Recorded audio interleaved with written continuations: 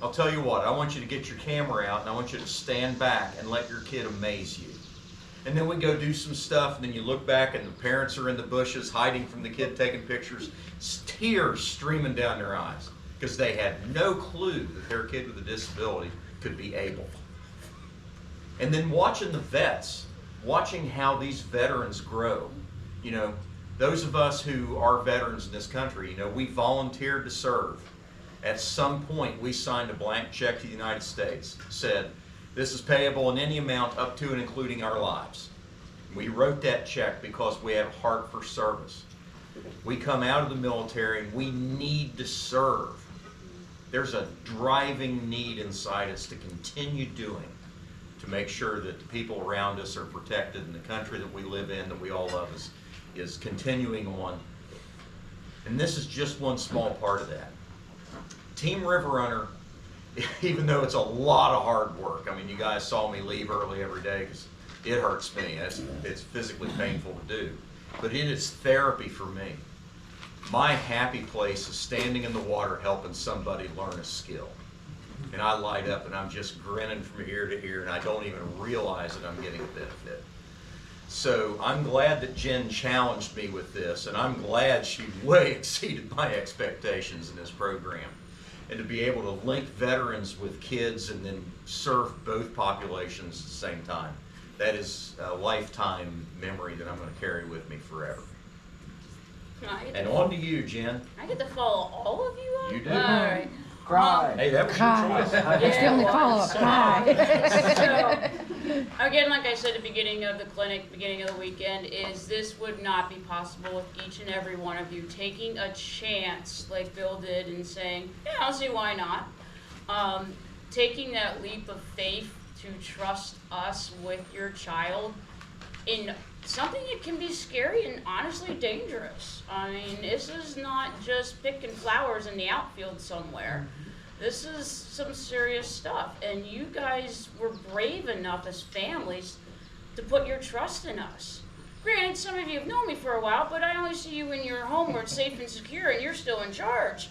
Others, Jackson and your family, man, I have no clue who you people are, and you had no clue who I was. And by the way, you better be spreading this on the west side of the state, by the way. That is your homework assignment. So again, thank you to everyone for putting your trust into everyone here and into this crazy idea that I came up with. For a person with low vision who had none of this growing up, there were no adaptive sports.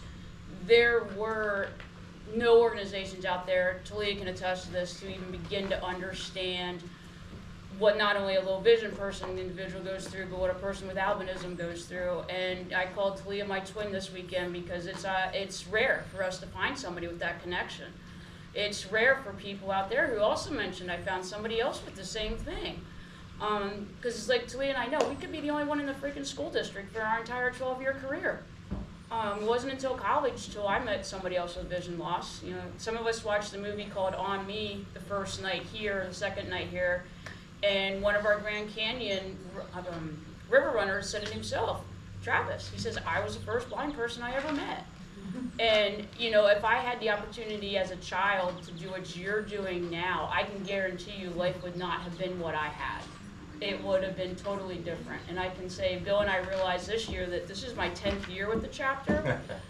My life, just like many of the veterans and others in this room, would not be where it is today without this organization. So, again, thank you to each and one of you for keeping this going. Holy cow, we're going to have a big celebration on year 10 coming up, so be prepared. 3 years from now, because he's saying smaller numbers, and I'm going, no, bigger. So 10 years is around, so keep that in mind. For those of you who want to keep coming back, you are welcome here any year you want to be here. Moms and dads, I can put your kid down with the ambassadors once they turn 18, and you can be up here mentoring other families. You know, keep that in mind. You can become mentors. And I'll make sure your kid is separated from you all weekend. Don't worry about it.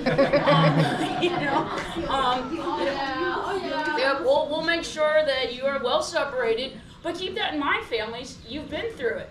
Think about the young families we have coming up the ranks who haven't been there. Think about the families who are experiencing the worst possible IEP meeting in front of the entire school district with every specialist sitting at the table, you've got that experience and you can walk them through it now, okay? So it's not only your child, but it's also each and every one of you, because you've been there, done that. And you can offer support to each and every one of them. Ambassadors, take this back to your home areas and talk to your chapter leaders in your neck of the woods. OGLP students, how do you refer to those of us with low or no vision, please? Out of sight. What are we going to eliminate across the country? Visually impaired patients. VIs and VIPs, and I will call each and every one of you out if I see that in writing on a Facebook post or in an email post, because you have been here for a whole week, so get it out of your heads. Parents, we talked about this earlier in the week. We are people first. We are not VIPs. We're no one special. We're just part of the community. We're not VPs. That's the vice president's job, and I as hell don't want his job, okay?